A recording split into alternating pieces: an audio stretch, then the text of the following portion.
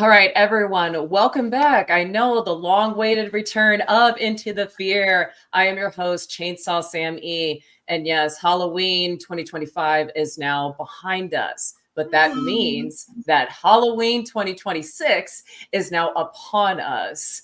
And also, that means that Transworld, our annual gathering of haunters here in the Gateway City, is just around the corner. All right, everyone. Welcome to my guests today. I have Tim and Yolanda from Tim's Insanity. Guys, welcome. What's Thank you going so on, much for everybody? joining me. Oh my gosh. So this haunt season, my goodness, crazy busy. Not only on my end, but I know your guys' end as well, because you guys travel all over just like I do. Yes.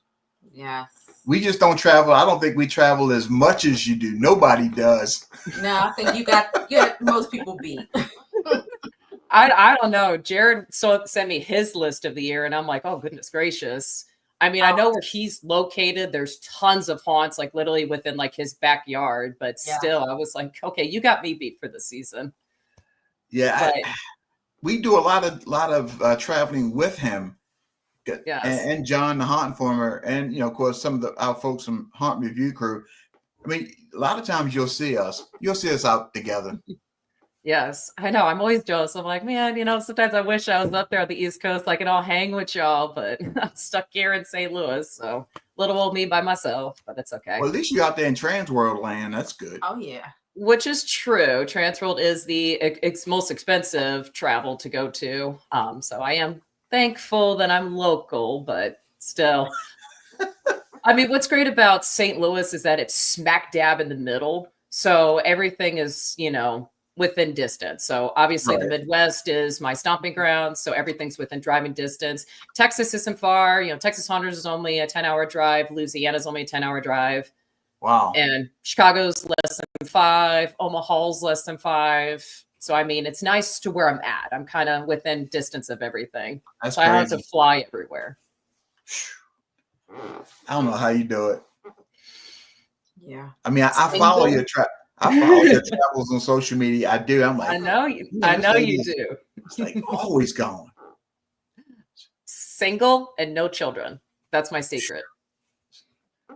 Makes sense. I mean, I still work a 9-to-5 job. I have a career outside the haunt industry. So, I mean, it is a balancing act. It's not easy. I tell people, yes, it's very exciting what I do, but it is a balancing act. It's sometimes it's good, sometimes it's bad. I have stressful days and I have great days. It just. I mean, we deal with a similar issue. I mean, we both have day jobs. Luckily, we work from home. Yeah. Yes. So it makes life a little easier. But the other thing is we have kids, but none of them are small. I mean, so we can, because we work on computers, we can work pretty much anywhere within country. We can go anywhere. So it's not bad, but man, just trying to balance regular life and haunt life. Complicated. Yep. Again, the balancing act. The carousel keeps going around, but it is a up and down balancing act. Yeah.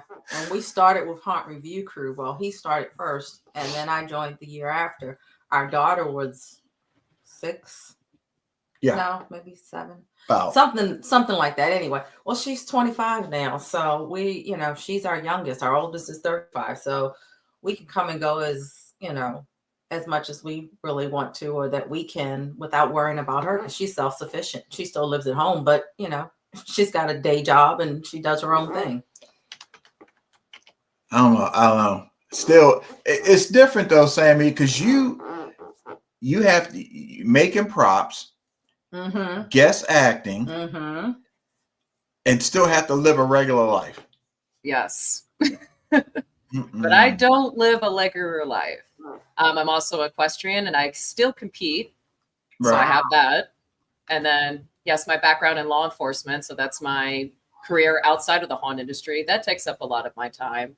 Luckily, I found a way to balance it out. And the department that I work for now really takes care of me. I get a lot of PTO built up. So I have plenty of time for haunting and to enjoy and travel. And again, I'm blessed to be stuck in the middle of the Midwest like I am. So everything's within distance wise. Right. And see, So, we don't have that luxury. We're East Coast. I mean, so it's but East Coast is so packed with haunts. I mean, you're in Pennsylvania, so you're right where that's the second that has the most haunts statewise, because I think correct. Ohio's number one. But what I Yes. like about Pennsylvania is a lot of them are within close quarters of each other. So, like Oh, with absolutely. Philly and Pittsburgh, they're like really all congregating around the two big major cities. And then We you got have those ones that are spread out too. true. I mean, we have probably more than a dozen, I guess, within 2 hours. Oh yeah, easy. Definitely more than a dozen. And well, and if you go 2.5 hours, you can probably tackle at least another 6 or 7. Yeah. Because we just did the last 2 days were about 2.5 hour rides. And then the other weekend, we did a 4-peat. You might have heard about that with Jared. Yes. Oh, that was crazy. But that was 4 in a night. that was crazy. That's the best word I can use. Speaking of Jared, he's in the comments right now. God help us all. So he says he only did 34 haunts this year. So only 34? Good Lord, sir. Yeah, right. Yeah. And only 34. Only 34. Come on, man. I couldn't even do that many in a year. And the crazy thing about that is it's complicated because both of them travel a lot for work. Yeah, I don't know how they do that at all. Yes. That's and for us, I think we did 20. We did 22. I think I counted up between Terra Tours and then that 4-peat night that really got us up there. And then we did some off season haunts too. Yeah. It's just crazy. But It is. I mean, right now, I'm trying to really take my own advice and to start planning. So I think in the next we're going on vacation soon. So when we come back, I think I'm gonna start working on some things for next year early. Yeah. Off-season stuff first, of course. Yes. And we're really pushing to go further and include a lot more haunts that we've never been to. Yes. So, with the haunt review crew and all, a lot of times we had to stay more local in the Mid-Atlantic region because of all of us had different obligations. We had school teachers, we had other professionals, people with young kids, things like that. So we all had to take that into consideration. But with us kind of branching off with Tim's Insanity, our goal really is to start hitting a lot of places that have been on our radar, like out in Ohio, out, more of them out in the Pittsburgh area, up in the New York area, places that like it's been our bucket list. Right. And working with Jared and Terry has been a blessing, honestly. They kind of make life easy a lot of times when you're trying to get some things done in a hurry. And I have to say, we're planning a trip next year. It might be a week in a state where we can knock out possibly 7 in a week. Heck yeah. Yeah, I'm so excited about that. Because again, that's the giddy for me. Is like getting to these places that have reputations and that so many other people have gone to, but we just hadn't had the opportunity to go. So let's go. I'm at a Yes. point now where we've been at this for a long time, and personally, just as an individual, I've been running through haunted houses since 1984. So I've watched this industry. Old. I am actually, but I've watched this industry grow a lot. So Yes. and I'm quite happy about it. Oh, this industry is just booming. And let me tell you, Halloween is taking the combat since COVID because, we lost a lot of haunts, a lot of businesses during COVID, which understandable. The pandemic it sucked. And it just felt like it took a decade, in which it only lasted a year in general, but Sure. the comeback took years. But It took it 5 years to drug out for recover. like 3 years. Yes. But this year here in all the big block parties. So like Chicago, was it Nightmare on Chicago Street? There in Elgin. I keep wanting to call it England, but it's Elgin. Elgin, yeah. Illinois. They are finally making the comeback. Our one here in St. Louis made a comeback. And I heard the one in New York made a comeback. So these big block parties are now coming back. There's more and more of events going on for Halloween, and then just haunted houses in general are starting to recover from the pandemic. Yeah. So, and even these new haunts that opened after the pandemic, they're now doing very well in their numbers, and also keeping cast members too, because that's been the struggle for past decade is keeping actors. But that's because you get them when they're young, they grow up, they start to have families, real jobs, and they just can't do it, or they physically can't do it anymore because they burnt themselves out. I mean, we know some families at some attractions here, near here, who you have the parents and the children there, and now you're starting to have the grandchildren there. Yeah, and the grandchildren. Yeah. I love that whole family. I do too. That to me is just fascinating. It people think, oh, what kind of family stuff are you doing? People are like, oh, we scare people, as a family. Yes. But that's great because that is still a family activity. That's still a family thing. And to see that is, it's, to me, that's cool. Kids and grandkids could be doing a lot worse things. So, I mean, they say it's the same thing about us as adults. I mean, we running through this stuff. People are like, you do what? The hell's wrong with you? It's like, are you kidding? It helps keep us young at heart. It just, and the weird thing is, like, our kids, they're not really into it. They're grown. I mean, our son did. He acted a little bit. He worked at the Haunted Mill before Kim bought it. Yeah. Yeah, he there years and years ago. Our daughter, she's gone a couple of times, and it's not her thing. That's okay. That's perfectly fine. So I mean, I'm trying to figure out now, Miss Busybody, what do you do more of, guest acting or prop and set building, or is it equal? So with prop and set building, that's an all year round thing. So that's an all year round. While the guest acting is when haunts are actually putting on events or during the actual in season itself. So the podcast is my main focus. That's what I do. All my focusing on is obviously this podcast. Sure. But prop building, costume making, that's all year round. I'm consistently doing it all the time. Everything from updating my current costumes to making new costumes. I also do take in costumes for people that would like me to either work on one they already have to make it better, or I do take commissions to make costumes for other people. I'm very limited of who I pick and choose because I've been burnt before. So I'm really picky. That's why I don't run a costume making business. I let everybody else. There's so many talented people out there that make incredible masks, costumes, and props.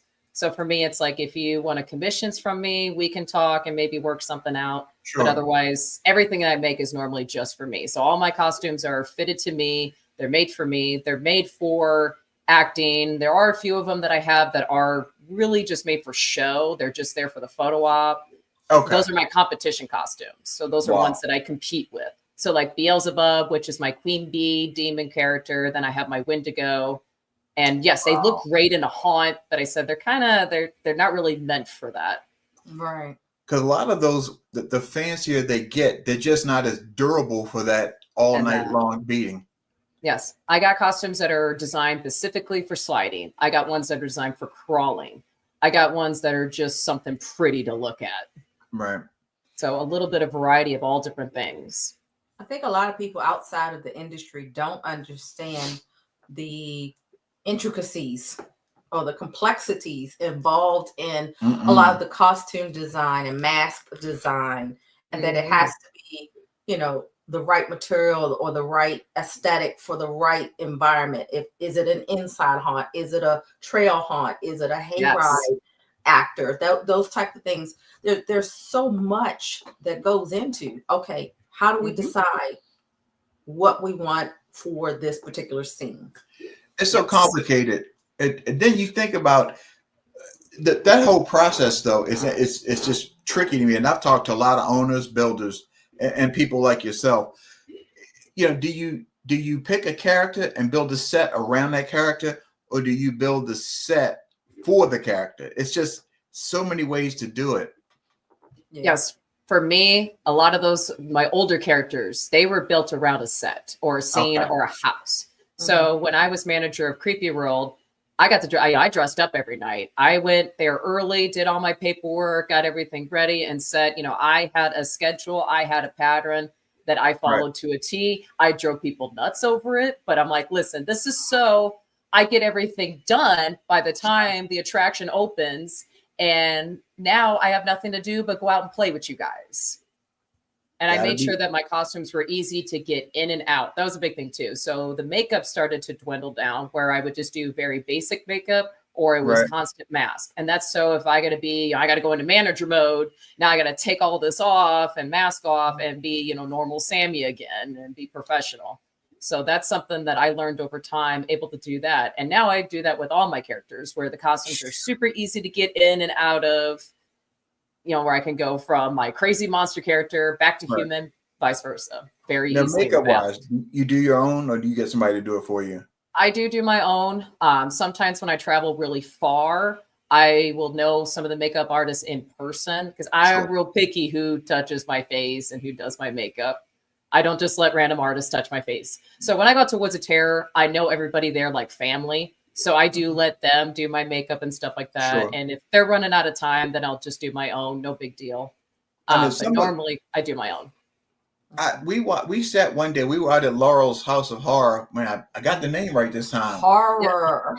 Dude, my Baltimore side just wants to say Laurel's House of Horrors, but it's not quite. I have to work on it. Yeah. Any horror in a title, we always have to say, okay, how do you say it before we go on film? English, man, English. But we sat out there one night, we got there early and watched Mandy and Alejo do makeup. And boy, oh boy, it's so complex. The layers. Yes. But what gets me is a lot of times they weren't looking at any pattern or picture or anything. They were just doing it from memory or what they had, they thought of, a week ago or something. And I'm like, how do you know what, they just have it in their head? Is that like, do you just have them in your head and you know what to do? Yeah. A lot of times it's just one little prop. Mm-hmm. So for my Tooth Fairy, for example, so a friend of mine, she makes fingernails. So she's at Transworld every year, Sinister Creations. So she makes fingernails. Mm-hmm. She had some teeth nails. Well, that's what I built Tooth Fairy around was just fingernails. Wow. Okay. Little fingernails that she hand sculpted, and that built a character around those. My masks. So Beelzebub, the Queen Bee. So I seen that mask from Immortals, and I wanted it for years. Finally purchased it, and I built that costume around it. Okay. Because George asked me that. He's like, "We've never had anyone make a costume for that mask. We never even thought of a costume for that." Wow. Like, you made that. So that's why he posted my photo on the website. Because he's like, no one else has ever built a costume around that mask. Damn. And bugs are hard. Bugs were a challenge for me to do. Oh, yeah. It was something completely different. I thought about trying to go into that world, just trying to play around. Because I've worked with fiberglass, resins, latex, and all kinds of goofy stuff. I used to build race cars for a living before I got into IT. So I'm used to different mediums. But then I thought about, damn, do I really have the time? And I don't. Wish I did. I make the time. That's all you got to do is make the time. Yeah, my costumes can take a week to 6 months to complete. So Ooh. I just make the time. For one character. For one character. Can take a week to 6 months, sometimes even years. I've had characters where it took me years to actually complete them. This one here behind me is my newest one. This is the Bayou Witch. So she's a voodoo priestess. This costume actually took years to make, even though she's pretty simple. It's just something that I kept starting to make, shelved it, start making it again, shelved it again. Now, do you get into it, you start making it, and then you're like, nope, that's not what I want. I need to start over. Sometimes, yes. Yeah. And that's the artist. It's the artist side, yes. Mm-hmm. I deal with it because, I have a wood shop here, and I do a lot of resin work, wooden bowls, what have you. And I got bowls that I halfway finished and just trashed them. You can't. When you're creative people, we're prone to getting in our own head with creativity, and it makes it so complicated. Yep, we get stuck in our own head and just Yeah, and that's exactly how it is. I'm like, I'm sitting there looking like, well, shit. Now, next cup of coffee, try again. Or you yes. wake up at 2 o'clock in the morning to jot down notes. Mhm. So I do. I got 4 characters right now, and the only and I've been trying to do these characters for the past 2 years now. So the 4 horsemen of the apocalypse is my next set of costumes to make. So Ooh. yes, all 4 of the horsemen. All We four have of them. pestilence, war, famine, and death. They're all going to have the exact same mask. So I have the mask finished, and it's been finished for the past 6 Okay. months, and it's fully 3D printed. But I haven't even yet to start on the costumes. Oh, have you even you got any draw? Have you started to draw it out at all, or? I do have the draw out for pestilence and war, and famine and death. I have the ideas in my head, just not jaw run it down yet. Sure. One day when I grow up, I guess I'll do it. I have a couple of props that I'd like to make for next year, just to put out in the front, put out in front of the house. Nothing fancy, but we we were at Terra Tours, and I got a chance to cross paths with Ned from Ned's LED, Mm-hmm. and he gave me a couple of pieces, and I'm looking, going, oh, it's like the light bulb went off in my head, pun intended. Yes. Lights. So I have a couple of those I'll be working on, but we'll see. That's the funny thing, as much as we are into Halloween, and I'm going to ask you this, we usually forget to decorate the house for Halloween, or like last minute throw some of our stuff out because we're always going and doing so much else. Yes. Do you decorate at home for Halloween, or? So the inside of my house, I decorate for myself. So it's just my kitchen and what is the echoing? Okay. Sorry. I heard echoing on my end. So I decorate my kitchen, my dining room, and my living room, and my front porch. That's about it. And I do a fall theme with a little bit of Halloween, so I can leave it up early September all the way to Christmas. So as soon as I'm ready to put the fall stuff away, I immediately bring the Christmas stuff out all at the same time. And then obviously my house looks like Martha Stewart grew up in my house. It's decorated everywhere, head to toe, because I have time. I have a lot more time than I do during, before season, because, Sure. it for me, it starts, 1st of September and runs all the way to mid-November. I still got one more weekend at Nightmare on Elmwood there in Indianapolis for Scare Factor's big Monster Bash. Oh, wow. Goodness. Oh, that is That's coming next up weekend. now. Yeah. That's next weekend already.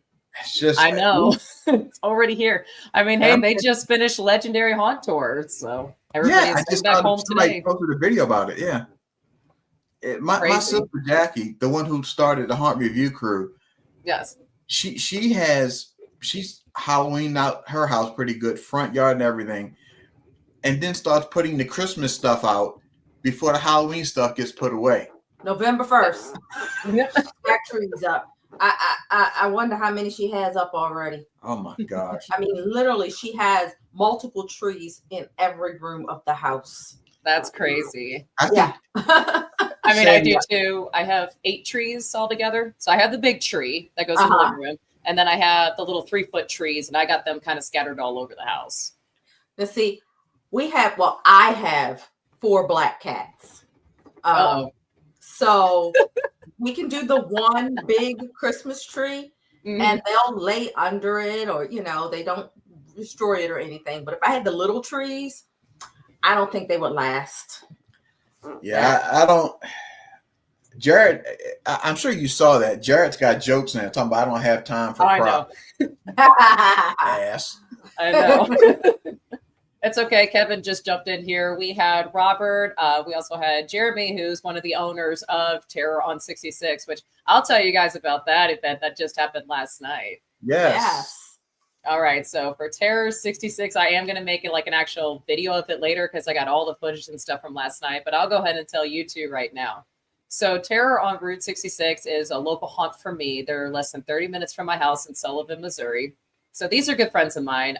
Linda, her and I have known each other forever. We worked at the Darkness together, and we used to travel to haunts and conventions all the time. Back when Larry was a lot more generous and was more involved with the community way back in the day. So we used to sponsor Mardi Gras, Oktoberfest, Thanksgiving Parade, the St. Patty's Parade. So you would have all of us actors involved more with the community for special events where we dress up and we hand out tickets, coupons, flyers, etc. We would do raising money activities, stuff like that.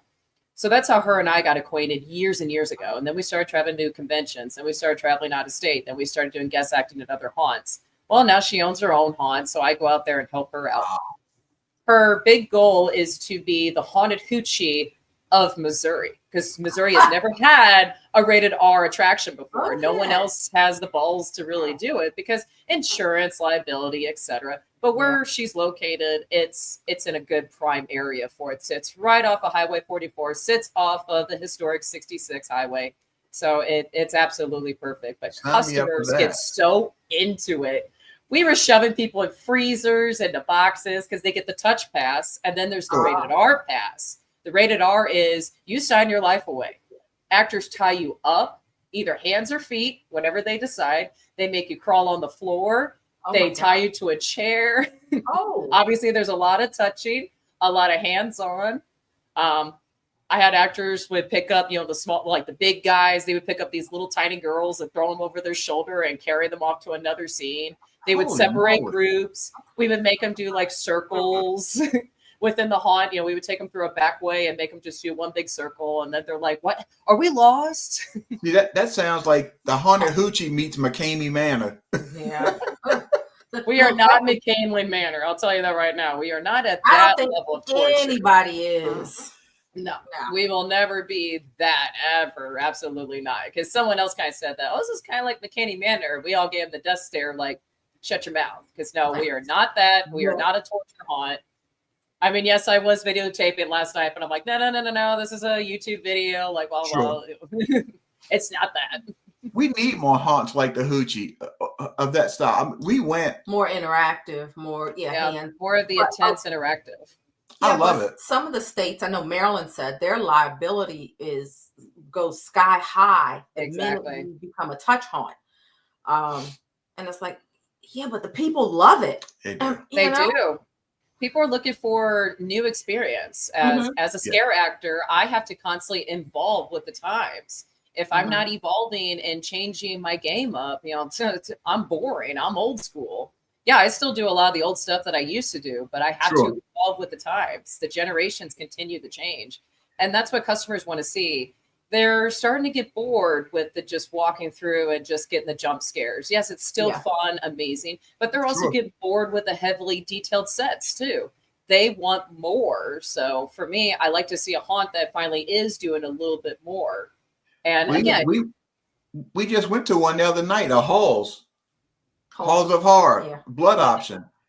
Yes. They did that last week too, where you get smeared, you wear a white t-shirt, and that's the rule. You got to come in with a white t-shirt. So you either bring in your own or you can buy one there at the gift shop, and then you put it on, and then they just I want to see more of that. Slime, blue slime, red slime, whatever color they decided to get you with. We had shaving cream on us, and you name it. It was bodily fluid, sprinkled, hair gel. Yeah, but I like. We were just talking about this. Where were we? Leechwood. Whether you had the actors, so you're walking through the woods, and the actors that don't say anything, they just stare at you. Or, walk up behind you. Nothing. No words. No nothing. So damn creepy. That creeps me out probably more than the jump scares. Yeah. The jump scares, half the time they jump out and go, oh, hi. Yeah, it's a hi.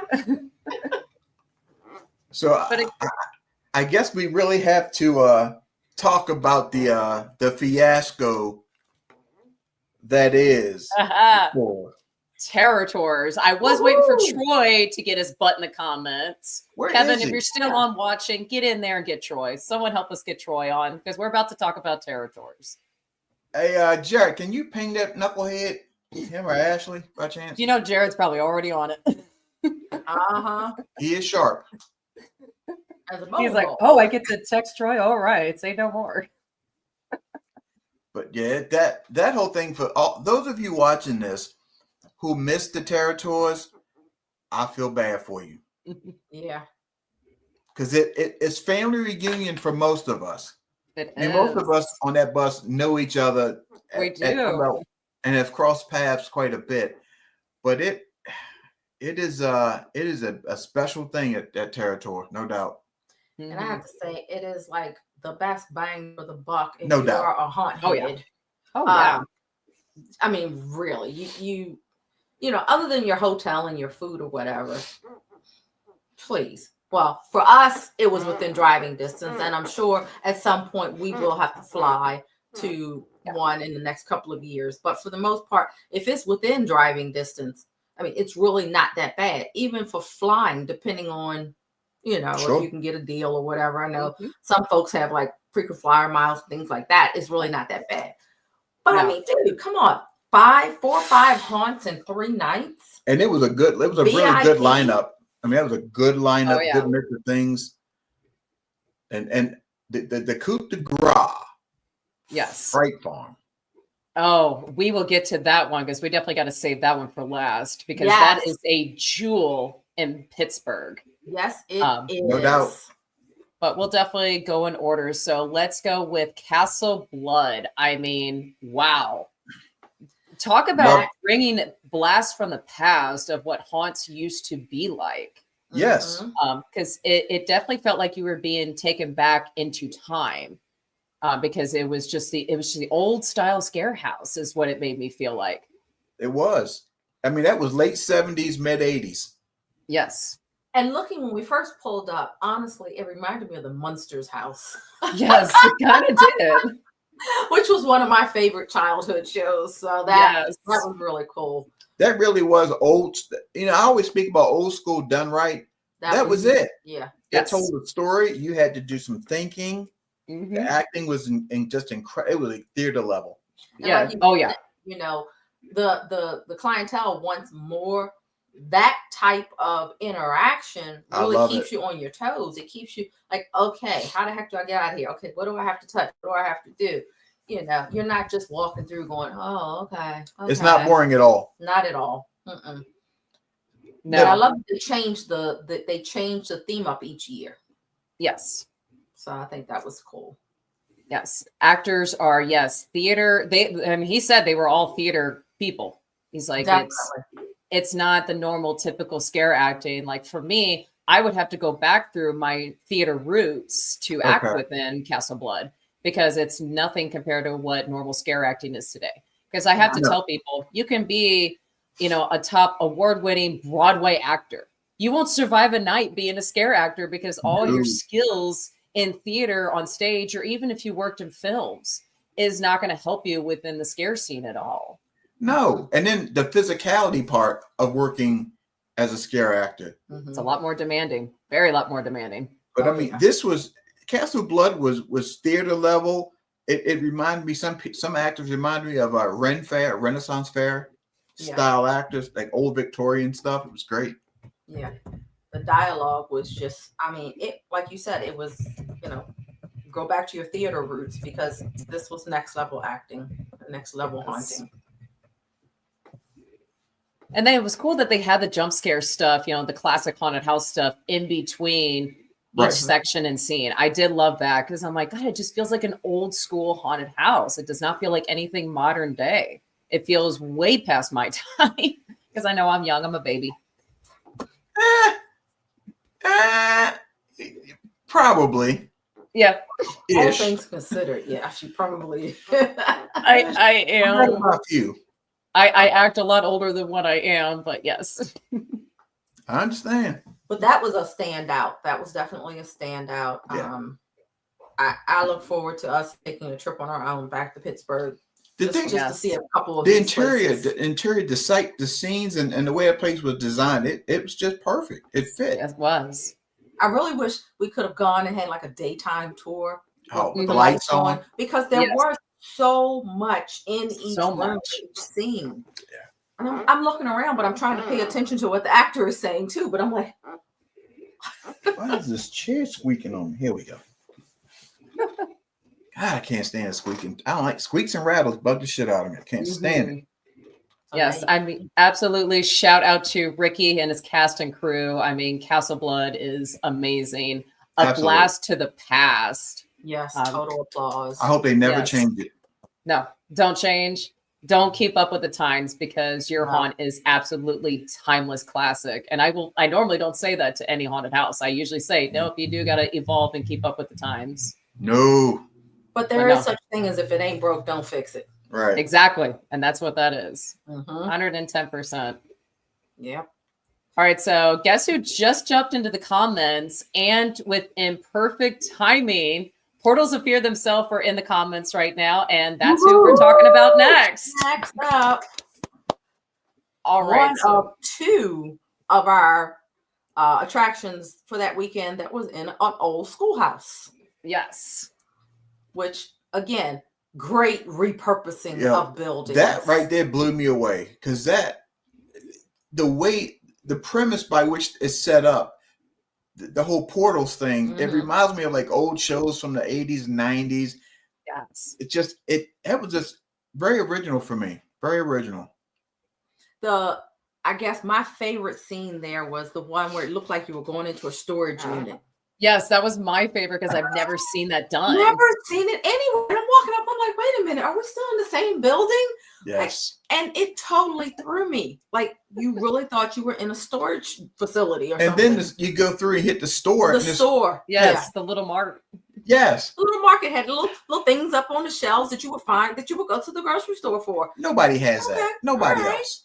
I love when we walked by the cop car. There was an actor underneath there, and it scared the crap out of John, Oh, the haunt yes, it informer. came And we crawling figured out. out what scares him is people crawling on the ground. That's what scares Yeah. him. I Yeah, jumped a mile high. I ain't gonna lie. yeah. When they come out of those places that you are just really totally not expecting. And of course, for those of us who've been in the industry, going around doing this so much, you kind of get used to where you expect an actor to come from.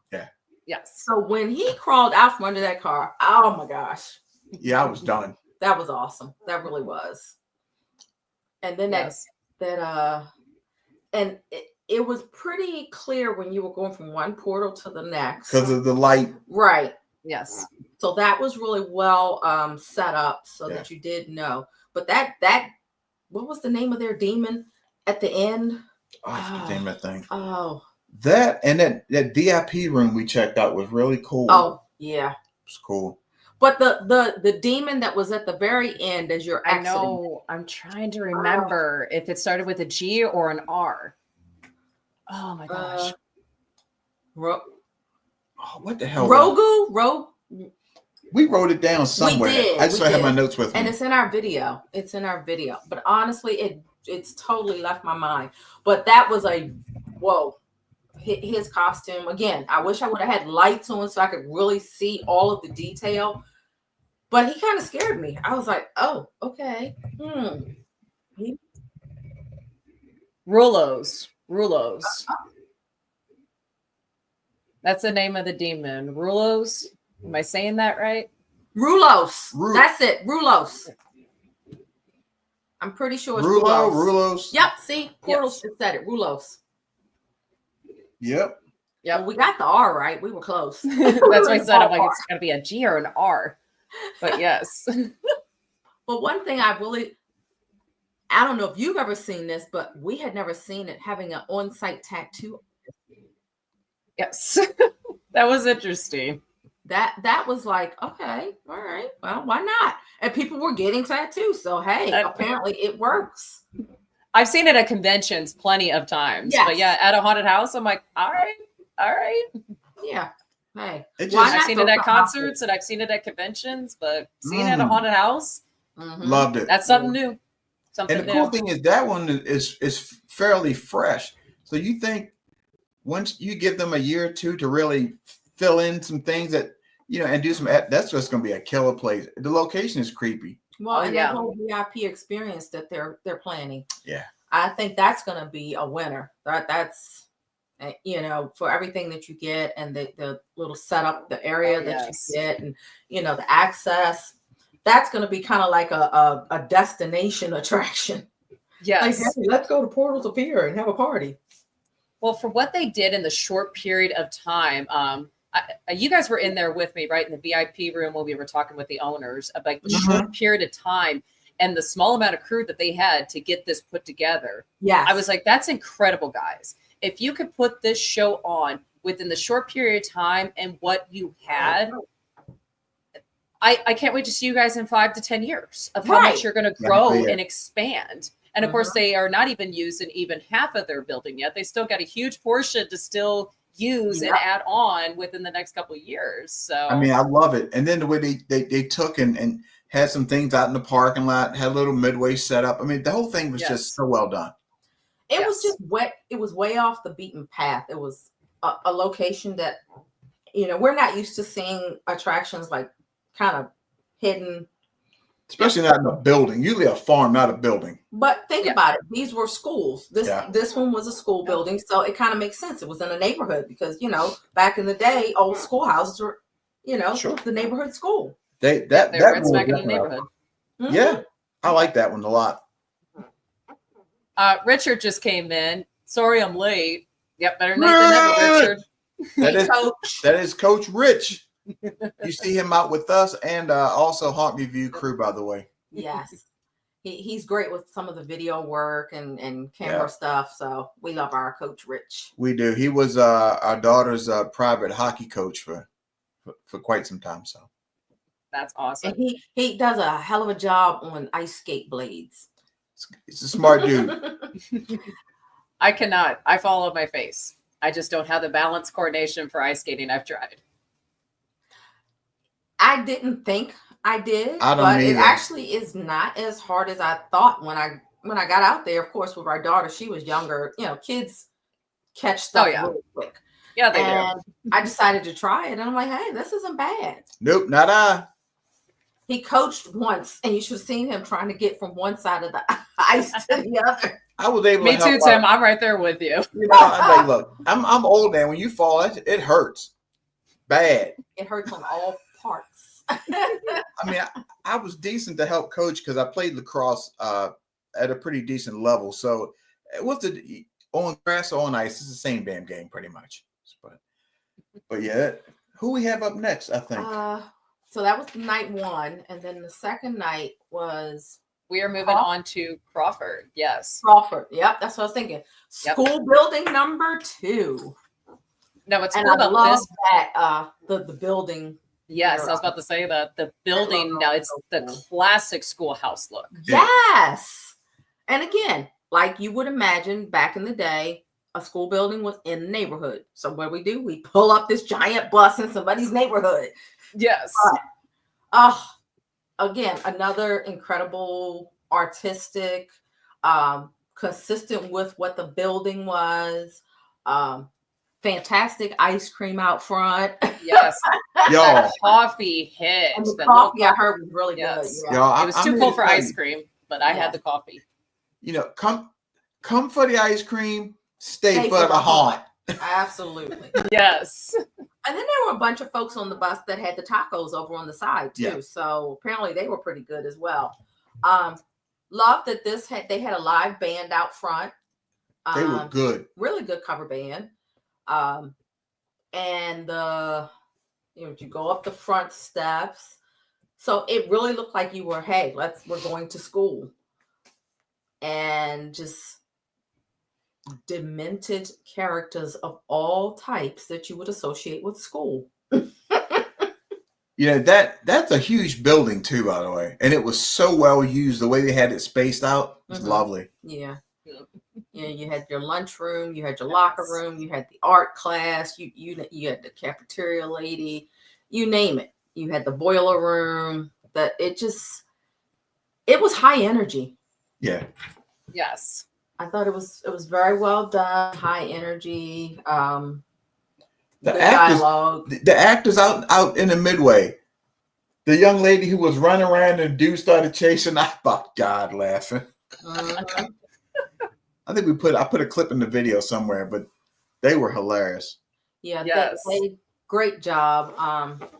Just staying really well themed. Yeah, I like that. That basement scene where you were going. Yes, so intense. That was intense. Yes. Oh my gosh. That was one of 2 extremely intense scenes that weekend. I really wanted to Yes. stop and just stop and like, all right, let me just hang out here for a minute and check it all out. There was a lot going on down there. Again, Yes. you know, being the haunt heads and being the Damn squeaky chair. your chair. I think it's just you, Tim. It is.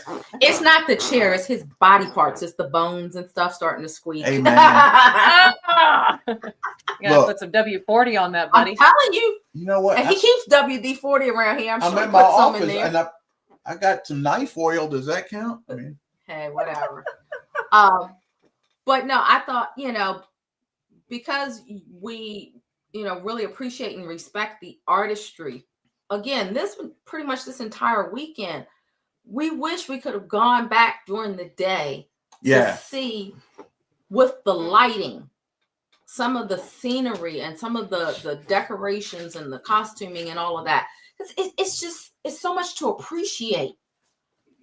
Yeah, that was a fun one. It was one I had heard about going to see. I had people tell me they had gone to it and say it was really good, but it's better than I was told. I'll tell you that. Yeah. And they were really nice folks over there. And they had a couple of midway games. You had the small artisan, it was like crocheted little dolls and things Yeah, like I mean that. that was a good time. They treated us well over there. And we definitely appreciate that hospitality too, by the way.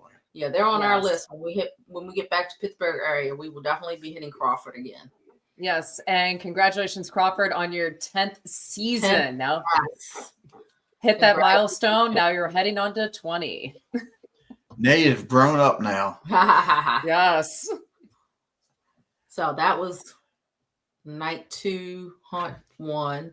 And then the Yeah. second one that night was We got Haunted Hills. Haunted Estate. Hills. Oh, that was Jared's favorite.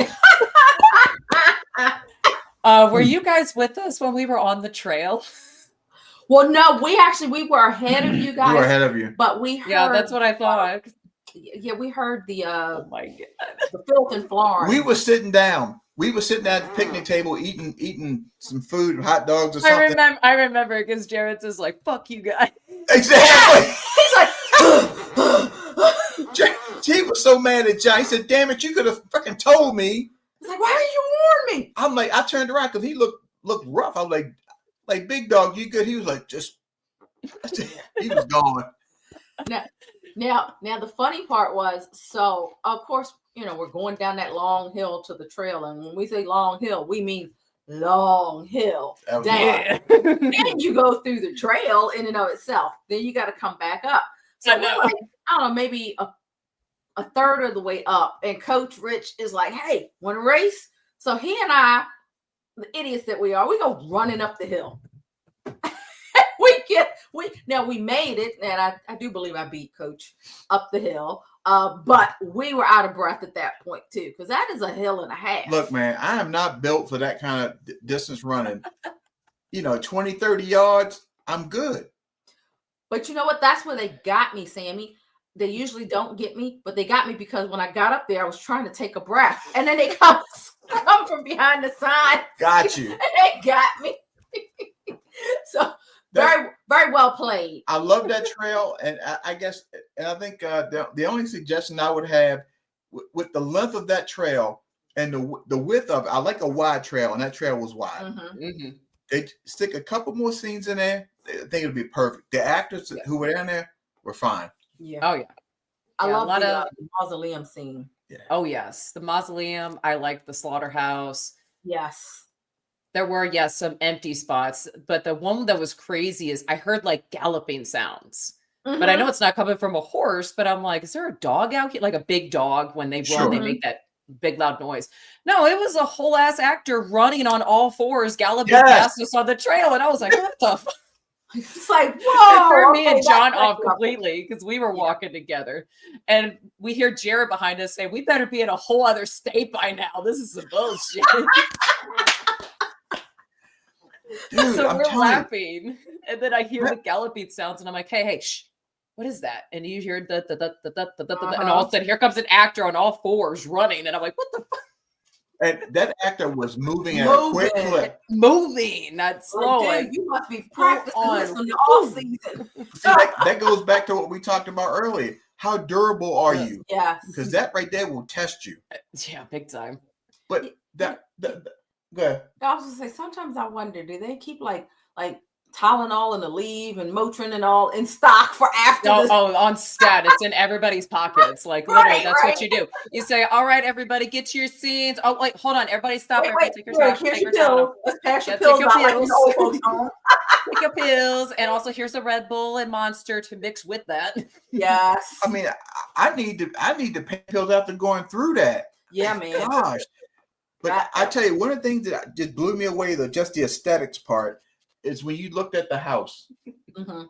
The outside of that house was just gorgeous. Oh It yes, was. beautiful The facade. inside was really good too. Oh yes, multi-level too. Like Yeah. a lot of stairs and ramps walking up and down, but it was just Mhm. detailed to the max. I wish had the on the wrong lighting shoes. was just a little bit different because it Mhm. hit a lot of things.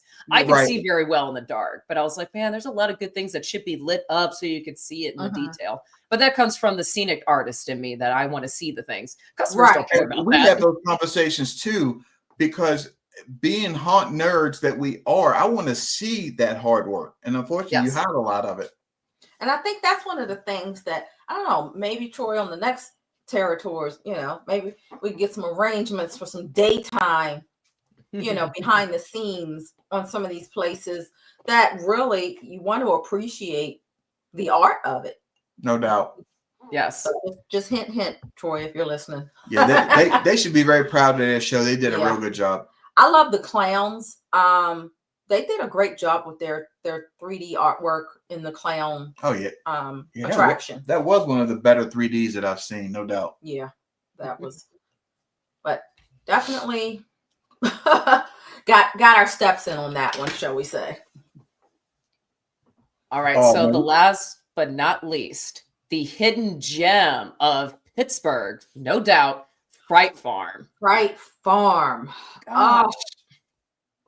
Y'all, for those of you who missed that, I'm sorry, You really did miss it. you missed a heck of an attraction. I was so mad. I want to go through that a second time. I really, I should have. Gosh, mercy, that was just that place was a thing of beauty. Mhm. I don't know what else to say. Was.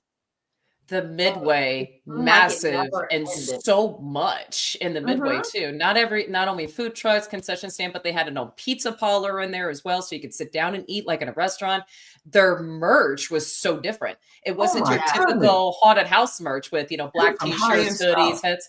They had high-end stuff. It was like going shopping at the mall, but it was all Fright Farmed. Yeah. But it was all different colors. Like, I mean, they had every color clothing I can think of. And I'm like, no other haunt does this. Like, my goodness. That amazing stage with that custom light show. Yes, the custom light show. Music And with the lights, I think everybody on the tour sat there and recorded at least a clip or two yes. of that. It was just amazing.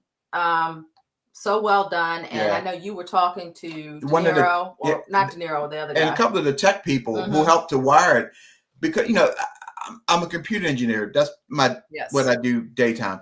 So, and I'm into circuits and wiring, and all those things are interesting to me. And he was talking about the layout of all the switches and all the programming and all the technical goodies. Man, oh man, what a nightmare that is to build. Beautiful. Hey, sometimes the most incredible, most beautiful things are also the most complicated things. Yes, 100%. Agreed. But okay, so I'm gonna ask you: was this the first place that you've ever seen like Ozzy and the Hulk? Like, I was blown Yes. away. That was an amazing tribute. And talking to Yeah. PJ, he's like, we do that every year. We'll do like a tribute to a celebrity that Oh, has passed wow. away. Okay. So I said, well, what happens the year that none of the celebrities passed away? And it's like, well, we'll find somebody. Well, I thought it was just That perfect. was- just that was Very amazing. classy. yeah. Yes. Yeah. Much So- respect on that. So much. So let's discuss it in a row. So first off, you go into the VIP section, how they have, it's like a tent city thing set up Mhm. for all the VIPs. That Yes. was unique in its own and really nice because you have direct access to everything, Mhm. not only the trail immediately to go onto the hayride, but Yep. also to go into the Midway, all separate section. which Right. I like that, where we didn't have to walk far or anything. You were just right on there into everything, but you still had your own private space. I love that layout. Had your own fire, food, the whole Yes. deal. Yeah. And the good thing was, I think they said, as with the VIP, you can set it up where they supply the food, Yes. or you can bring in your own, Mhm. stuff, but you have your nice little area to hang out and socialize. That's what makes it a, all evening event for folks. Yes. I could see people doing like a bachelorette party there, or Mhm. a birthday party, or whatever type of celebration, and going to hang out the whole evening at Fright Farm. I mean, you had tons to do. Yes. You had the escape rooms, you had the games, you Oh had my goodness. the Yeah, lot I of know the games. games, a lot of games. I had so much fun with the games. I love games. They had the coffin ride, which you see that a lot of places, but I mean, still, it's part of the Midway. Just, I mean, honestly, this place was so well set up. And what I loved about their hayride was they had benches, Yes. front-facing benches. So you're That's sitting on it smart. like a ride and not sitting. So like Bates, for example. Yes. When we did Bates last year for Philly's tour, Mhm. you're sitting on hay and you're sitting down. Yep. Yeah. That was uncomfortable. I mean, even my legs were killing me. I was like trying to switch positions, and I'm like, even though you're sitting on hay, I'm like, it's poking me for one. I got pants and not shorts on, but I'm not comfortable at all. While on this hay ride, they have benches, so you're actually comfortable because you're sitting on it like an actual ride and not just sitting flat on a trailer. So I did like that. That was lovely. A lot of the hay rides we've seen that do have benches, they have them like lined around the sides. Yeah, well, this was facing forward. This was facing forward. So you are watching as you're going in, and it's easy to turn and look at the other side. A lot of times when you're sitting on the outside, if you're on the left side, you're getting a great view of the right, but you got to twist, all the way around to see what's going on behind you, and vice versa. So I think that front facing, it's a lot better. For other hayride attractions out there, take notes. Yeah. The only thing I did say when we got off, I said, okay, well, since it is a hayride, just throw a little bit of hay on the floor. Yeah. But we don't have to sit on that. Yeah. That was that whole thing was just incredible. You can do a whole podcast just on that place alone. Yeah, and for real, I could. Yeah, the scenes they had from the hayride all the way through all of the other attractions. I mean, things like you have a Beavis and Butthead, sitting on top of skeletons, sitting on top of a house. You had the cemetery, you had the church scene, you had the gas station, Christmas. You had Christmas. Hey, Jared, did you love Christmas? I know, right? That was his favorite scene. We know it. There was really no dead space on this hayride. No, it was good. Not at all. That was great. It was bam, bam, bam, bam, bam. And then you get off, and oh my gosh, I loved the archaeology dude with the giant mummy as you're getting off to go into. I'm like, this is so cool. You get a introduction to, okay, this is where you're going next. So it's setting up the theme.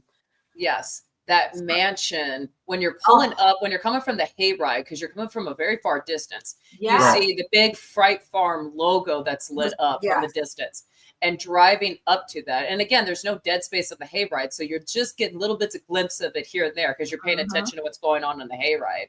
And I would say my two favorite scenes were where we stopped, where we went into a fully immersed barn, and you stop. And they had like the Chuck E. Cheese. I loved that. Where those were like the original Chuck E. Cheese costumes. Yeah.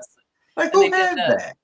Yeah, that was cool. Never seen that. That was a very intense. And then we went into the clown one where they did like the little magic show, and then they're spraying water and blood at us, and then that just went fully intense. That was crazy. Loved it. I think going through that whole thing, it just, I don't know why. It just, maybe it's my weird ass, but I walked in and saw a large pyramid, and I was through. I was like, that. Yes. Oh yeah, when we were inside the house. Yes, towards the end. But God, there was so much. Like, so I'm thinking when you see it from the outside, and I mean it's big, but we did not realize how massive it really was. How long that walkthrough is. That's a huge property. It was longer than the hayride. It was. Yeah. It was. I'm going, okay, what the heck? Like we would come out and go through the cemetery, the outside scene or whatever, and then you're inside of the next house, or then you're inside of the hotel part. I'm like, what in the world? When does this thing end? Right. Like, And it's whoa. all different floors, all different levels too. Yes. So you're going from, so you first go into the mansion, and then you go up another floor, then you go down, then you go down, then you go outside, and then you're in multiple different scenes of the outside. Then you go back around into another section of a house, through that section. Then you come back out again, go through another outside section. Then you go into the hotel, and it was crazy. And then finally you get to the pyramids. Yes. Yeah. Crazy. Yes. And I have to say, each one of those sections, they were very well themed and consistent. Yes. So like the hotel, when you going from room to room, Yes. you were in different areas of a hotel, and you knew that you were in different areas of a hotel. Where it was the farmhouse, you knew you were in a farmhouse, and it was Yes. different rooms of a farmhouse, and the actors fit, the theme, everything fit. Yes. So it flowed from one to the next. Was this the one where we were outside and it was like the boathouse? Yes. That was so good because they had the sounds and everything. Yeah. Yes. It was just that whole thing. The actors were just amazing. As somebody who designs costumes, I'm sure you had to appreciate all of that art. I did. Every place I go, when I see costumes and characters, yes. But I only get to see them for those split milliseconds, and that's the only thing. I don't get to see all the detail. But there's times where if I'm able to do behind the scenes, I'm going to track back and be like, look at that costume. Yeah. Yeah, because it's. I mean, you go through and you know you can only absorb so much at a time. Yes. And you just, you don't want to slow up the crowd, but man, oh man, that place has so much to see. But there are just certain haunts. You finish and you're like, what the heck did I just witness? Right? Like, what did I we just just go through? witness? Like, this was insane. Hey man, I'm gonna tell y'all in case you Fright Farm people see this video, this podcast, you might want to get us a room ready or something, because I do think we might try to come we're back. definitely making a trip next year. back out there. You I would will love to see go Tim's back. insanity. That's for sure. Absolutely. But this was the second high intensity scene, that slaughterhouse. Yes. Oh my God. That was Was intense. that not crazy? That was the most intense of the entire weekend. And it's great that they saved that for last. Okay. Also, shout out to to Big Deborah. So you had the girl dressed up as Little Debbie, and then we're like, oh look, it's Little Debbie, and she goes, I'm Big Deborah. It's like, okay, my bad. And then she was giving us cakes. She gave us zebra cakes. I'm like, that was hilarious. I'm like, did you do 5 to 10 in the prison? What's happening? No, really, huh? That voice dropped. I was like, damn, kudos to her. It's like, alrighty then. It's like watching an old prison movie or something. Yes, ma'am, or Mr. Ma'am, or Yeah, all of sir, that. or whatever you are. That voice, deep. But to go through that slaughterhouse scene, I'm telling you, that's probably one of the most intense I've ever been in terms of a scene. Just like in your face, like 50 million chainsaws and you know, metal noises and the music and everything. Yes. Man, I'm gonna tell you that. I'm glad we saved that one for last. Yeah. Yes. That was well worth the one and only for that evening. And I think we put it in our video. That video come out sometime, probably in the next few days. But as far as haunts go, that one is what we really consider a complete haunted attraction. Yeah. Complete. Without a doubt. Everything you could ever want to see and do is there. Yes. Right. My thought is this: if you go to Fright Farm and you didn't have fun, that's your own fault. That's your fault. Then you probably wouldn't. You don't probably need to be there at all No. if you didn't have fun. Hidden gem of I think so. Pennsylvania. It really is. Yeah. But totally just. Come on, Sammy, you got to fly out here. Luckily for us, it's only a few hours away, but yeah, man, we would definitely be hitting them again. You're gonna like this. So last weekend for Halloween weekend, I was at Blood Prison there in Mansfield, Ohio, at the legendary Ohio Reformatory. So that's my second year coming out there to guest act. And I mean, Blood Prison is one of my top 3 favorite attractions. Mm-hmm. And Vic and his team put on a massive show. It's just incredible. The prison is I mean, if you've ever seen Mansfield, Ohio Reformatory, it's built like a fortress, a castle, because that's how they used to build prisons back then. Missouri State, Eastern State, and even Old Joliet, they're built like that. They're not built like the modern day prisons. No. They're built to be fortresses. So they're like a castle. And I mean, they're just, the haunt itself is just massive in size. There's, the ceilings go up, because it was a 5-level story prison, with jail cells going up to 5-level stories. Right. So walking through the west and east side of the prison cells alone is just incredible. But anyway, Portals of Fear decided to take the 3-hour track to come out because they heard I was going to be there.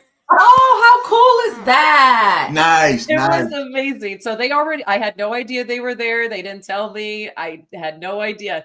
I literally was just walking through, passing the gift shop, and I see Stephanie, and then I see Chuck and see everybody else. And I'm like, oh my God, y'all are here. It was so amazing. So cool. That is neat. Yeah, and they did invite me to come out and guest act at Portals of Fear in the near future. So I will be coming to your guys' territory here pretty soon in the next couple of years. If you go and when you go, let us know. Oh, absolutely. Yeah. Oh, no, we're going to meet up for dinner and everything else. Yeah. And then obviously, yes, you guys come to the haunt and everything else. But road trip. No, absolutely. Yep. Yeah. But it's such an icing on the cake when other haunted attractions come out and visit haunted attractions, especially when they find out I'm there and I'm like, I feel special. It's humbling, it's like, wow, you took that trip just because you wanted to come support me. That's great. Yep. That speaks volumes. But that's this industry. I would probably say that the 80-20 rule applies here. 80% of people that I've met over the years, decades, God knows, in this industry have been great people. Yes. I mean, most of the friends that I have, I'm a Shriner and a Mason, but outside of that, the rest of my people mostly are haunt people. Yes. That's me too. Yeah, it's a circle. It's a special circle of people. You've got tons of, like yourself, artists. Then you have the enthusiasts like us. Then you have the haunt owners. You have these little niches of people in the industry that just all come together, and it's lovely to see because most places we go, we're welcomed, we all get along well. People who are on the outside looking in really don't understand who we are and what we do. No, they don't, because we come from all different walks of life, and that's what I love about the haunt industry. I mean, look at my background of what I do outside of haunt industry, and people are like, how do you find time? And like, wait, how does that fit in? And I'm like, it doesn't. I said, and I'm not the only one. I said, there's so many of us where we have a completely opposite lifestyle compared to haunting. But yet haunting is our secret little fun thing that we love to do. And a lot of us, make it a career out of it. And some of us just do it on the side. But anyway, haunting just brings people together. Transworld, East Coast, MHC, Texas Haunters is the big example where you see us, outside of the, the season when we're not as busy, and we all just come together and network. And I mean, it's just clicks. We have not been to the Lou for the bake show yet. Maybe next year. We need to. Well, I don't know, because next year we're trying to do the Territory, and then we're trying to do the other, 7-day. We'll figure something out. But I will say, like East Coast Haunters, we were so excited when East Coast Haunters, when they announced we were going to be here. So great. But I mean, look at it. The last 2 years, 2-hour drive. Right. And it was like a family reunion. And packed. And I was just so happy that it was in our backyard. Yeah. Like, finally, you guys decide to set something up over here. Sammy, that's another thing that people need to, if they don't know, they should show up at. Because that East Coast show, the first year, I don't think they expected the crowd they got. Yeah. And the second they weren't.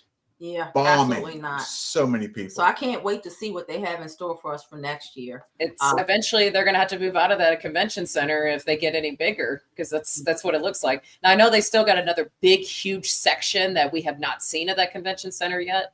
Yes. But the way it's growing as rapidly as it did, because we're only going on to year 3 for East Coast. And they already added the Christmas section to it. So I'm like, all these Christmas people from the Transworld side, they're going to want to start coming to the East Coast side if it's closer for them. Yeah. So that's good. So the Christmas side's going to expand more. And then, of course, the haunt industry side is going to expand. I mean, I talked to some vendors this last one.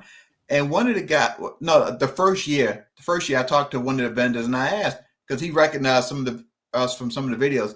So I asked him, I said, well, how did you do here the first year? He said, I made a big mistake. I'm like, uh-oh, how so? And he said, I came out here with probably $10,000 worth of props. And I sold everything and got orders for another 30. Mm-hmm. It's crazy. And that was multiple vendors were saying that. It wasn't just, one or two. It was like almost everybody underestimated. And the second year, I was talking to people, and they were like, look, we've already made out, put out a contract for next year. For next year already. Yeah. So, good on them for putting a show here because we needed it, a real show. Yes.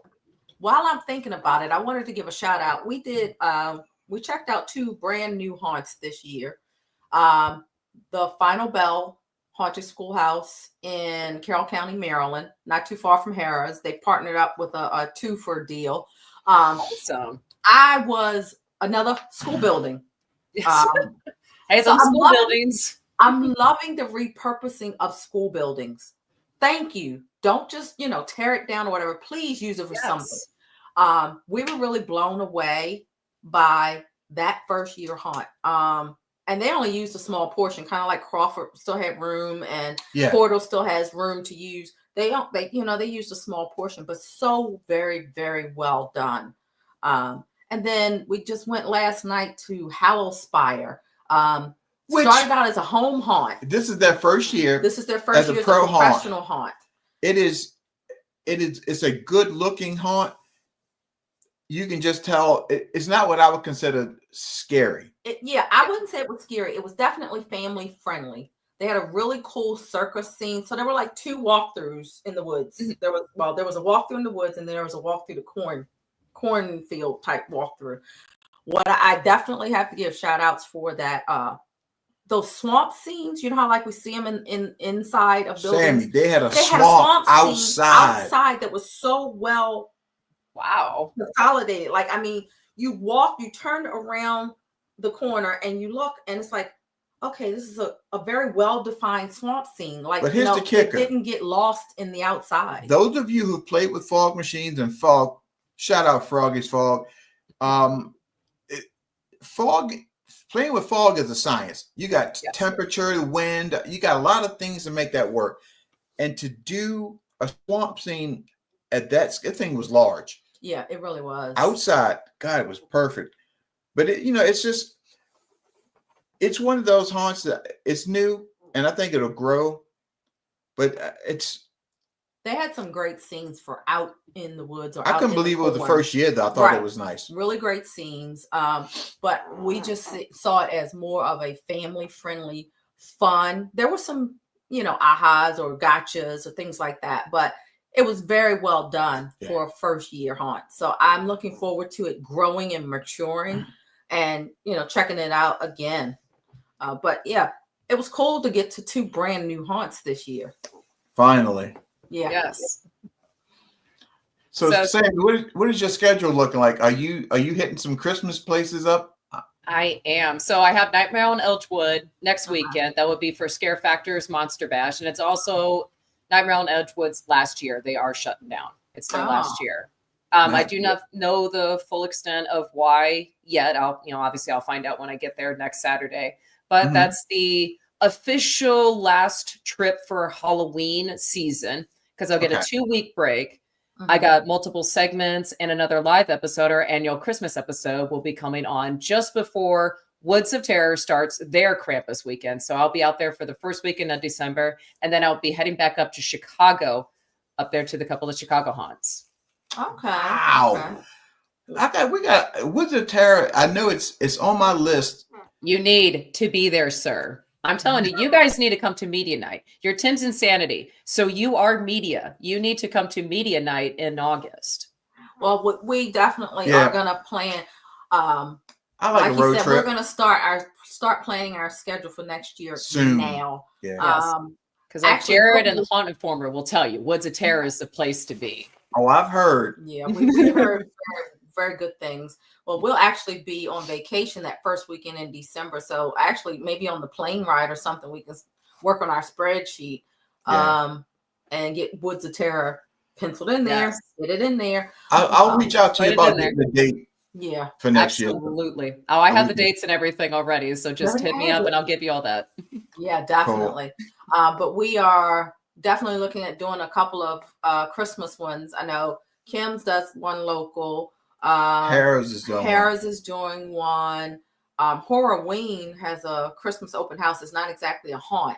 We found this place a couple of years ago. It's up in Mount Union, Pennsylvania, in the mountains. Another old school, Sammy. Old school. Another It's old called school. Horrorween Haunted Warehouse. It's in a building. It's in a basement of a train museum. The Oh, train museum, just basically kind of like the historic museum for the town. The town Yeah. was a big train industry back in the day.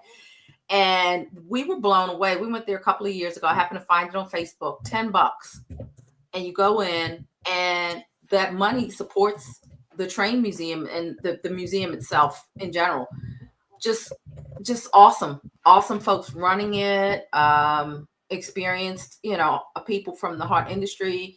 But trying to keep the town alive and keep the museum alive. So we're going to try to get up there if we can fit it in the schedule to at least see their open house. It's not, like I said, it's not Halloween type theme or anything. It's just a Christmassy thing that they do with their model train stuff. So it's going to be an Awesome. interesting time, Sammy. And the other good thing I think we should probably mention is the off-season haunted attractions are popping up like they're crazy. They're everywhere now. Oh, and Yes. Devil's Last Laugh is having a Christmas one too. Oh, heck yeah. Talk Yeah. about them. That was amazing. A freaking home haunt on steroids. Like, Right? crazy. I was like, you gotta be kidding me. This is in this dude's backyard. Sammy, that was What do you part do of for a the, living, man? We need to know. Man. that was part of our 4-peat in one night deal. Yeah, we went. That Yes. was one of the ones we went to. So we definitely want to try to get back to them. The only thing is, there's a limit to how many weekends you have around Christmas. It's a lot less than for the Sucks. Halloween season.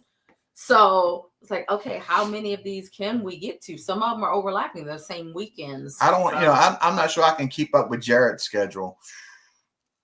Well, you know, Jared, if it has any type of Halloween inkling to it, he's gonna be there. Oh, yeah. Unfortunately, we it has know. some Christmas inkling to it, right, Jared? Oh, but that's okay because my girl Terry, she's a Christmas girl. So we are looking forward to the off seasons, and then of course there's some that are doing Valentine's Day, some that are doing Yep. St. Patty's Day. You got the halfway to Halloween. Yep. Yes. We just this past year, Laurel's did their first ever purge themed Have you been to 4th of Laurel's? July event. Sammy, have you been to Laurel's? I have not. I have talked with the owners. We actually got this randomly sitting at the bar, and I started talking to the No. owners, and actually had no idea who they were. It was just one of those random things. You're sitting at the bar, and I'm sitting there with a couple other friends, and they're like, "Oh, hey, have you met so and so?" Blah blah. And we just started talking, and then I found out they were the owners of Laurel's, and I was like, "Oh Yeah. my gosh!" Sammy, you've got to come next time you come out this way. Please go check them out. Their show, Absolutely. They they're are so over on the the top. bucket list. Yeah, and I mean, think about it, an old movie theater.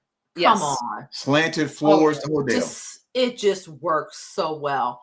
But they did an amazing purge theme for 4th of July. So we did check that out. So we're looking forward to them doing that again. And then Lincoln Mill said they might be trying to do their Star Wars themed event again. May the 4th be with you. Yes. type Now event. I love So- that. It's so Yeah. different. I love Yeah. Yes. And again, like you were saying, people want more. They want different. Yes, So they do. the haunts are bringing more and different Man. at different times of the year. Yes. It's luckily the good short and sweet is there's something out there for everybody. You just got to get out there and find it. Mhm. But it's out there. Exactly. Yeah. So going back to Terror on 66. So last night we were there for their industry event where we invited all the haunted houses in the areas to come out and go through our haunt. And of course, Okay. it's also a rated R night. So, everybody's just getting the full on show.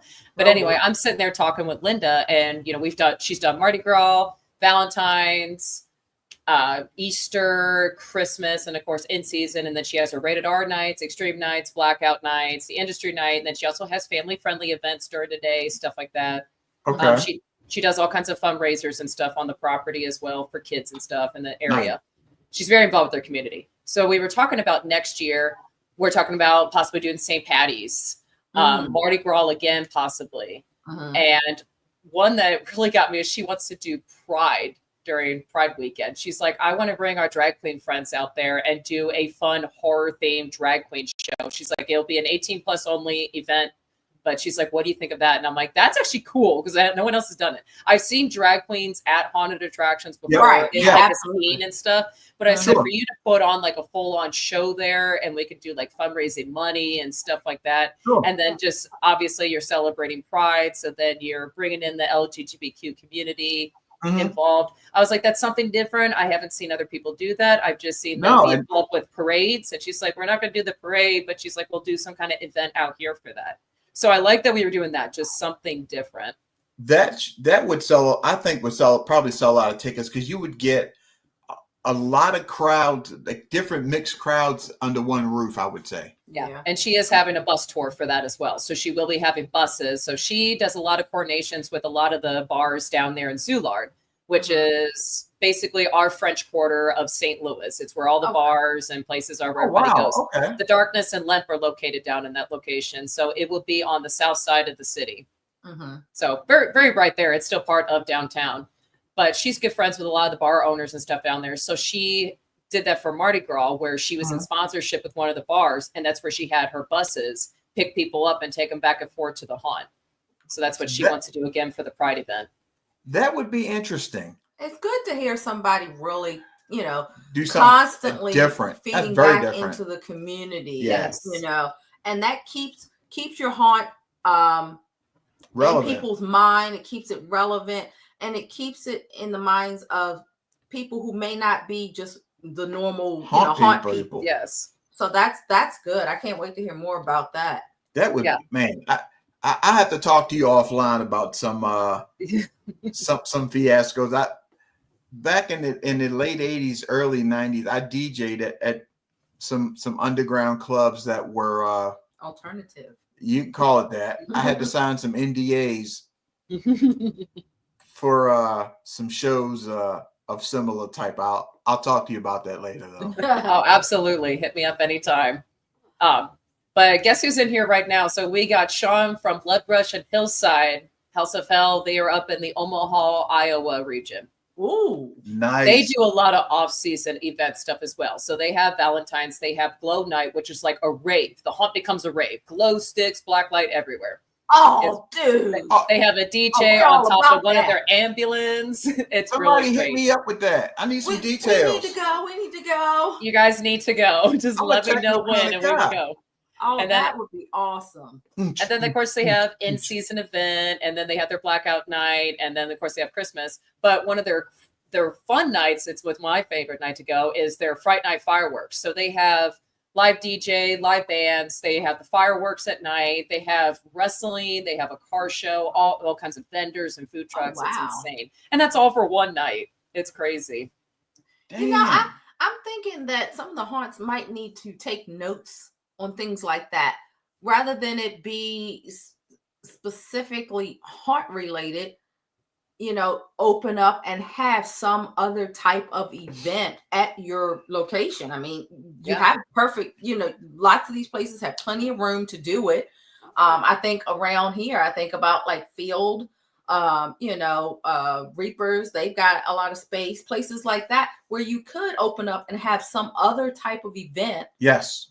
To use that space and to attract other people that may not be as into the haunt industry, but they come and they attend, I don't know, a DJ party, or like you said, a fireworks thing for 4th of July or something like that. Somebody doing a haunt rave, hit your man up. Yeah, we all about that. Sean, if you're still in here, you got to go hit up Tin's Insanity. Bring them guys out there. Because I used to DJ techno and underground house and all of that. So that would be even more epic if Tim's up there DJing. So they put the DJ stand on top of an ambulance truck, by the way. Oh, that's crazy.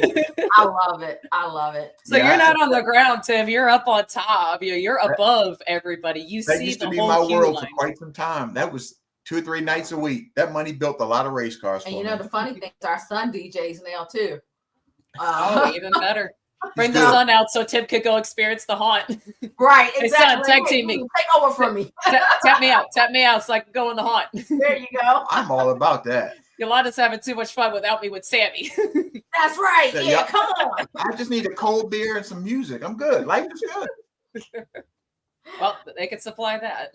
But they're opening up their third location, hopefully this coming year. They bought an old schoolhouse as well. And it's going to be Oh, Cycle nice. Schoolhouse. Perfect. I'm telling you, these schoolhouse ones they get me. They get me all giddy because I just, love to see people keep them going. I hate to see old buildings die. I hate it. And this is a solid brick and stone building. So it's a lot like nice. Crawford's, that older style. Yeah. It was like you Oh, were yeah. saying, like with the old prisons. I mean, to me, that was like a Yes. no-brainer to use the old prisons as haunts. Oh yeah. But now you're starting to see more and more old schoolhouses, and I am just so ecstatic to see that these buildings will continue to live on just for a different, Yes. with a different purpose. Same with Castle Blood. They were an old funeral Yeah. parlor, which added to that too. Can you imagine all the dead people Yeah. walking around there looking at us? Exactly. They're probably going, weirdos. "What in the world? Look at all these weirdos." Like, we'll see them dead soon. Yeah. The whole see you later, and see you in 6 months. I know, right? Wait, what? Man, But it has been it's been a good season, though. This season has been amazing. We also You guys got went back to Markov's. we did do Markovs. We did Markovs. Uh, That's another one, y'all. If any of y'all watching this, if you're going to go to Markov's Haunted Forest, let me give you some advice. Buy your tickets early. and plan to be there, make an evening of it, much like we were talking about Fright Farm. Markov's Mhm. has an incredible midway, and they have some of the best burgers, their own homegrown cattle, So good. vegetables, I'm and hungry now. all right there grown on the farm. Let me tell you, big shout out to Big Nick Markov and Brittany and Brittany her and all that team, group over there. they just rocked it. That place is crazy. Some Have you been, Sammy, at all? I been have to not. Markov's. I have not.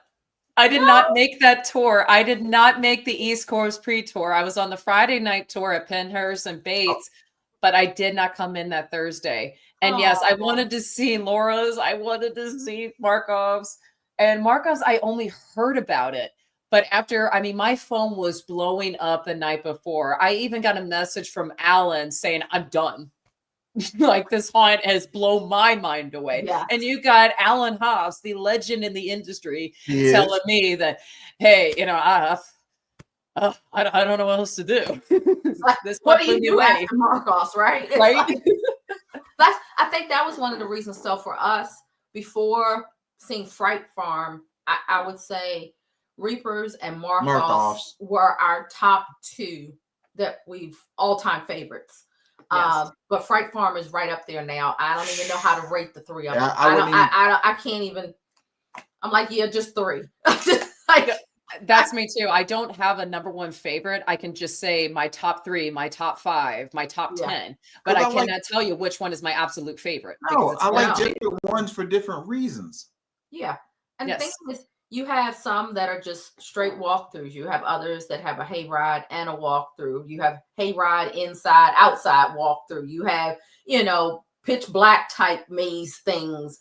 Speaking of pitch blacks, oh dear Lord Jesus. Night before last, we went to 301 Devil's Playground with Jared and Terry from Halloween Yeah. Haunts 365.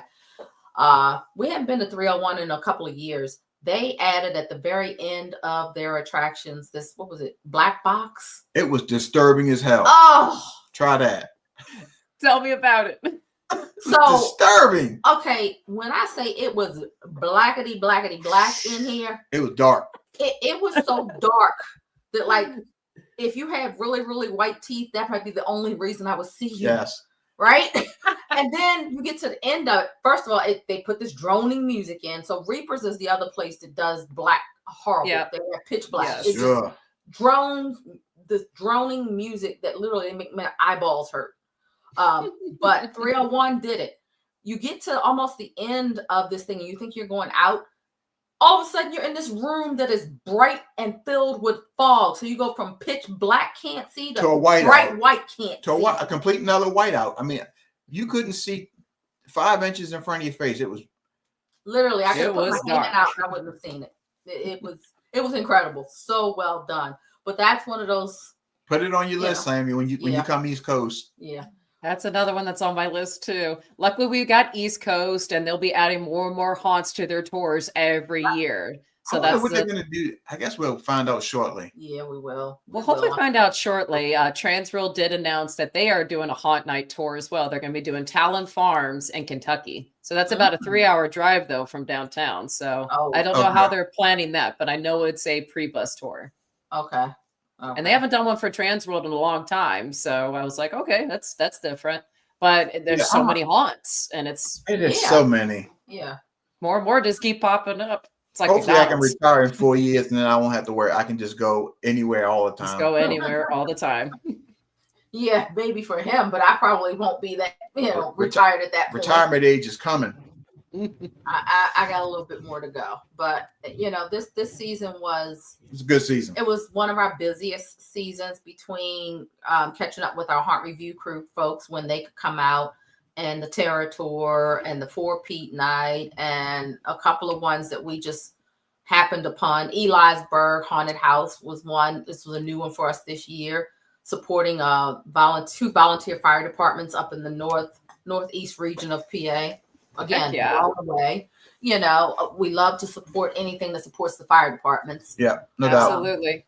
Need So, them. Need them. It was Yes. it was an incredible year, and the weather was really good this year. It For was. It didn't get very cold until the last week. Like literally Halloween weekend is when it got really crisp out.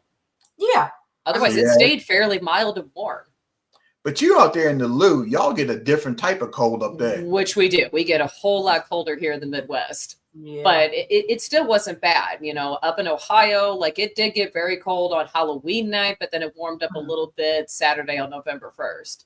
So that was a little bit nice. I'll take the temperatures, the hot, cold, but it's the rain that gets me. I'll even take Yes. Oh yeah, when you're wet and cold. right Ugh, when you're terrible. wet and cold. It just makes sure it's hard to enjoy the attraction. Yes. And It's even worse for us scare actors. We don't want to be out in the wet rain. Exactly. And it's worse when it gets cold. Yeah. So I appreciate what you do on this end as well as the acting end and all of that. I mean, it takes a lot to really just delve into this industry. I'm not built for that. I'm a different breed. I will tell you that. There's no Fair. doubt. I'm a different breed. Because people say Fair. that. They're like, you still guest act? You still do this? I'm like, yeah, I'm going on 19 years of doing this. This was my 18th season. So yes, I've been in the business for a long time. I can say I pretty much have done it all, but now I do everything on my own. And I am very blessed for it. I would not have it any other way. It's the way It to is- go. It is sad to not have a haunt that you can call truly your home, but like Woods of Terror is my home away from home haunt. And then I will say Terror on 66 is my local home haunt because, again, they're only 30 minutes from me. I'm best friends with the owner. We've known each other for a long time, and we've watched each other grow over the years. We were talking about it again last night, how we're so proud of each other. She's That's like, look good. at you going out to be a media icon in the industry while me and my husband are living our dreams of owning a haunted attraction. And then we're reunited together. She's like, we couldn't have it any other way. I'm like, no, ma'am. It's a What blessing. they say. We all have a path that is meant for us. We'll get Yes. there. Sometimes some of Yes. us get there faster, some of us take a little longer, but Mhm. either Just the way. good thing is you'll find a lot of support in this industry, especially even if you're new. Yes. Mhm. Oh, yeah. I mean, If you're new and you're sincere about it, if you're Yeah. a true enthuthist or a true artist, if you're fake, we Right. will sniff you out. yeah. Yes. Yes, we will. We will sniff your ass out. And it's sad, but there are those out there. So we just Yeah. It's in every industry, though, because I've worked, again, equestrian, law enforcement. I've seen it.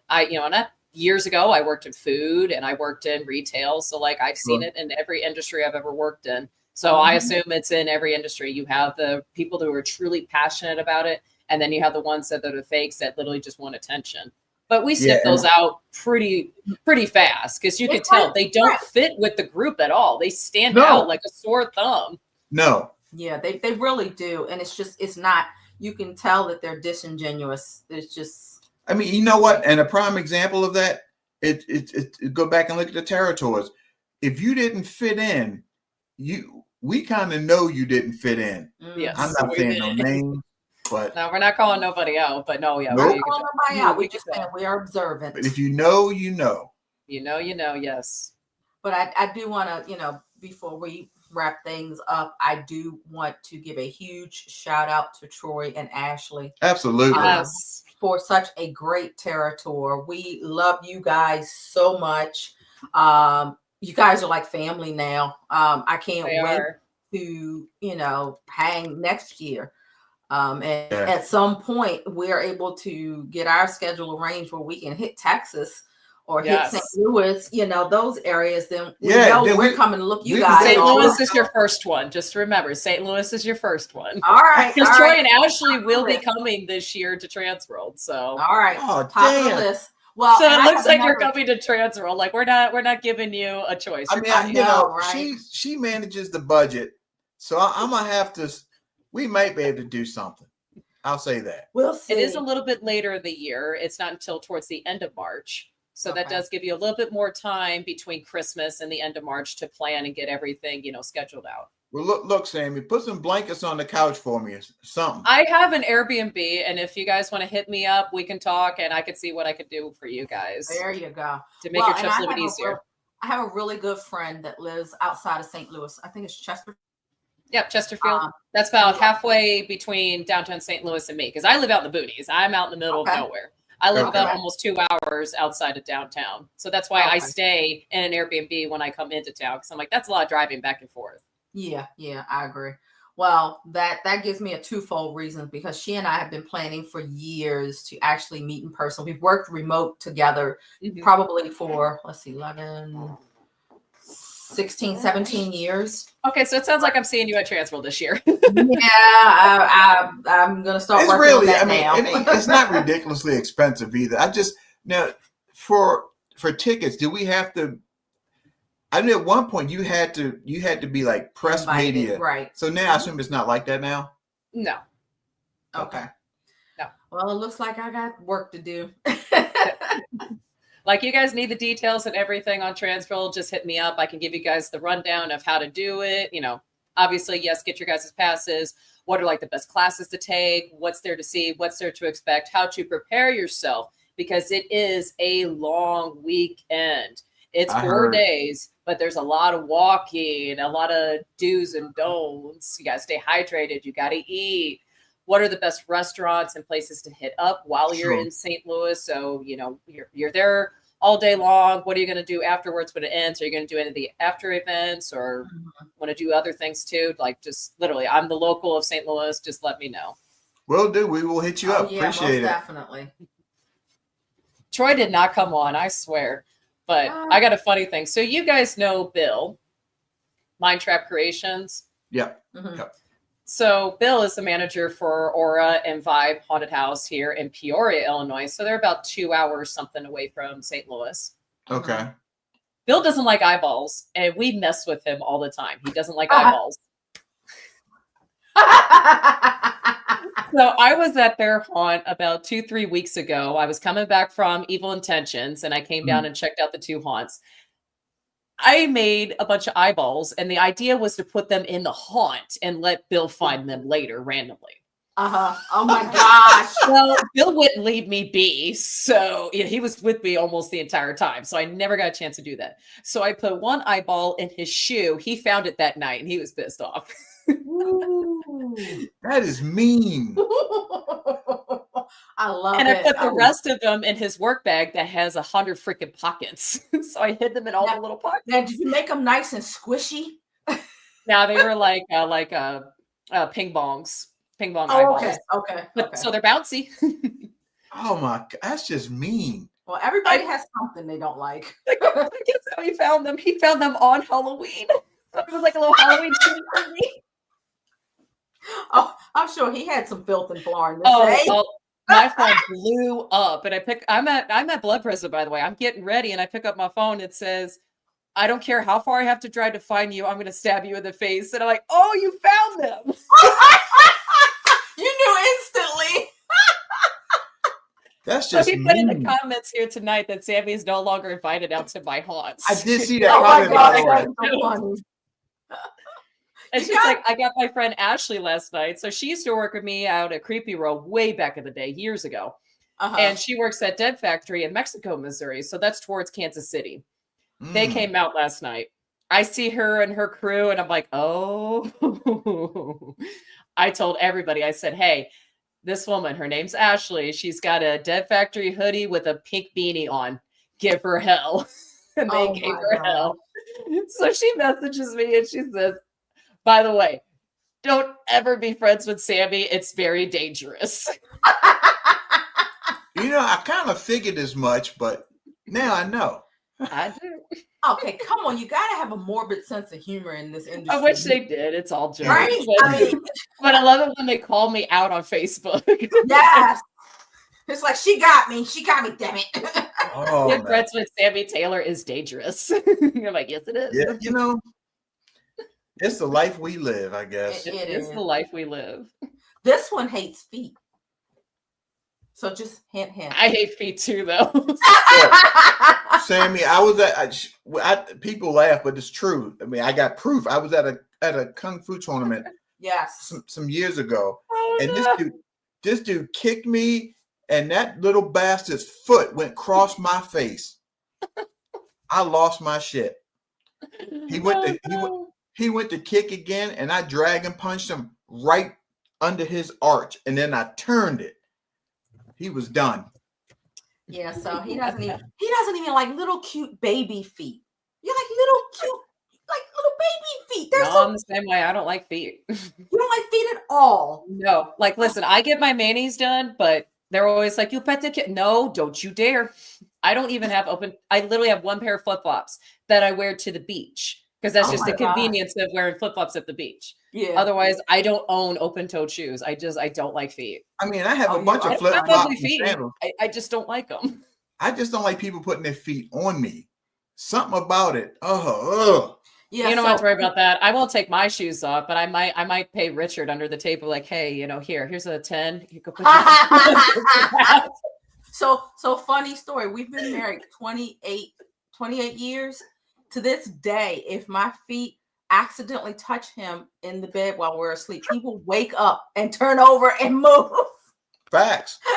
It is that bad. I don't like it. And I don't have backed up feet, She Sammy. does I not. really don't. She don't. I take care of my feet. I'm a runner. I just don't. I don't know what it is. And here's the sucky part. My late father, was a cobbler. He specialized in making shoes for orthopedics. Yeah. So he was around shoes and feet and stuff all the time growing But up. man, you put But your he feet- had some kind of trauma. There's some I kind know, of trauma right? happening. That kid that kicked him in the face. I think that was it. That reopened some trauma. I think this goes deeper. I think there's some childhood trauma with that. Very Don't well know. could be. I just You don't should put- see me. Oh my God. When we get patients come in that don't take care of their feet and stuff, oh my God, I'm gagging. I'm running away. Oh no, Like- I'll have to send you the picture of the lady we saw in the the Home Depot. Oh dear, it is not. Ugh, an I already AI. know. I already know. Ugh. It's worse when it's in public. I'm telling you, Sammy. When I saw it, I'm sitting there. I'm nudging him. I'm like, babe. He's like, shut up. I'm looking at that toenail like, what geometric shape is that? It's disgusting. When you have a toe and the toenail is like this far up, the toenail was like up like this. It was disgusting. That toenail was making a right turn. She was never putting on a regular pair of shoes in her life. No, there ain't no way. Yeah, it was disgusting. Yeah, it's Yeah. gross. For me, okay, so She gonna have I know, nightmares she's tonight. like, ugh. So I'm a nurse by career. I'm a registered nurse, and I worked with bodily fluids and everything. I work behind the desk on the computer administrative side now. But I think the worst thing for me is sputum, like loogies.